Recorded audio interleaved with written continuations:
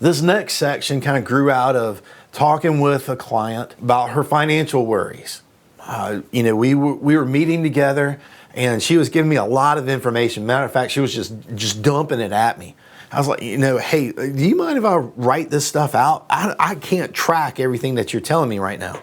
She's like, sure, go ahead. So I started out, I did a little circle, I wrote finances in the middle.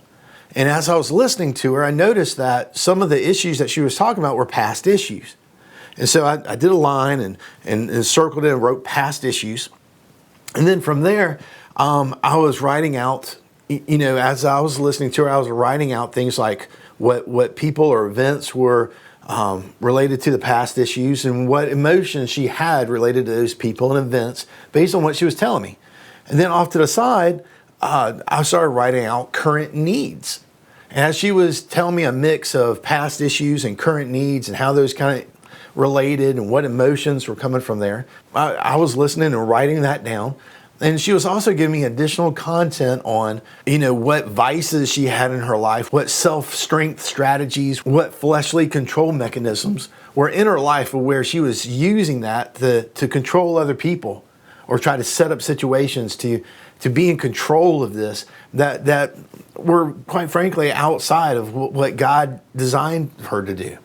So we used the chart, we kind of prayed through it and worked it over.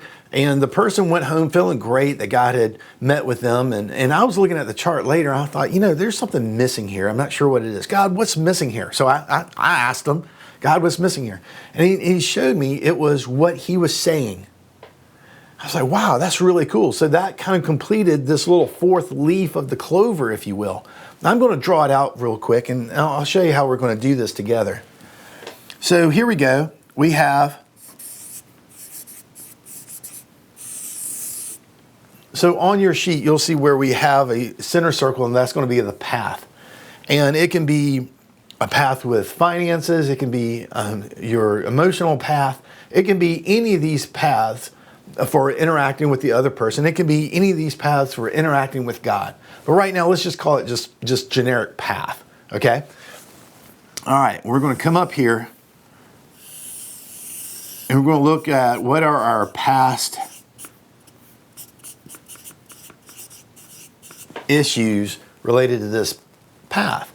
Whether it's, you have past emotional hangups with just being intimate with other people, whether there's past issues when it comes to money, just whatever it is. And so as we use this Clover tool for mapping out these different pathways and what the hangups are, you'll be able to populate this out. To the side here, we're going to write out what are our current needs. And for those of you who are really big into charting and drawing stuff, you can draw connections here, or maybe a little wall here or wall here, whatever. This is just a tool. You can mark it up however you like. Down here, we're going to write fleshly control. Basically, how am I going about trying to help this path out or deal with my current needs, or how am I handling my past issues in ways that, quite frankly, things I need to put off. These aren't from the Lord, but whenever I get into this stuff, they show up.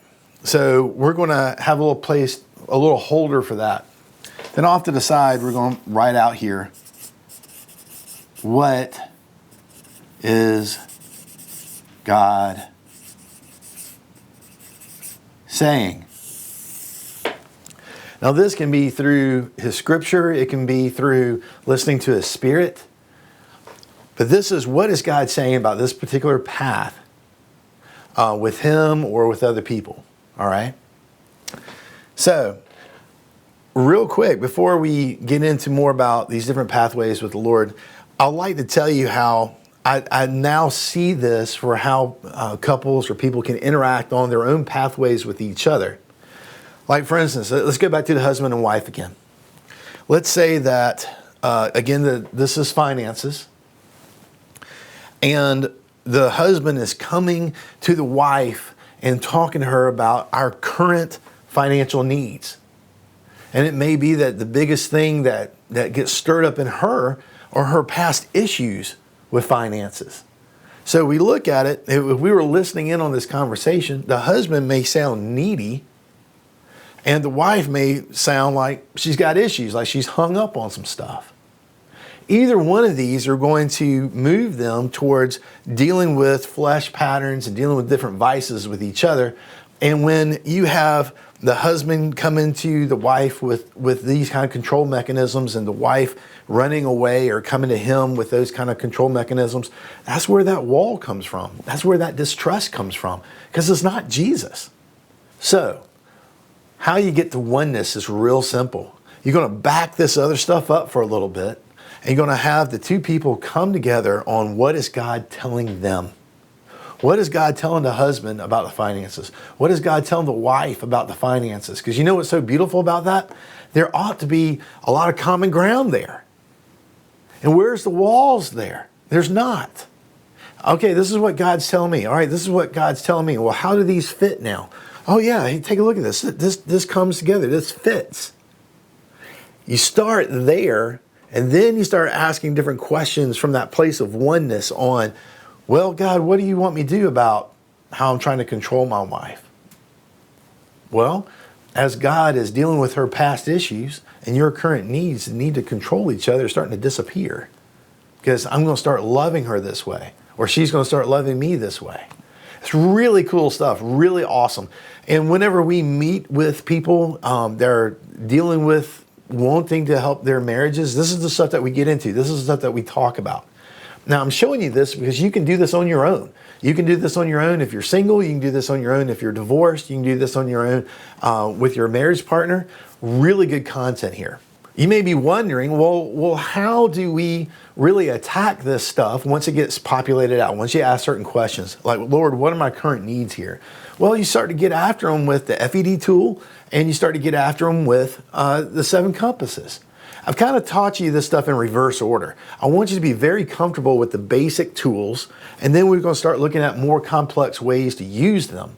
But once we really get going on this stuff, it's going to be a breeze for you guys. You're going to be well versed in asking God good questions about your pathways to trusting Him and pathways to intimacy and grace along those different 7 pathways. And once the Lord has had opportunity to speak to those things, we're going to start looking at our horizontal relationships.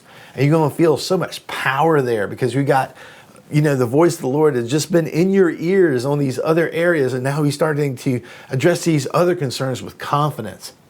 You can't wait to see what miracles the Lord is going to be doing in your life. Thank you for being a part of this workshop. I hope it's a huge blessing. Again, give us feedback. We'd love to hear from you. If you ever feel like you're getting stuck in some of this stuff, reach out to us. We'll be happy to help.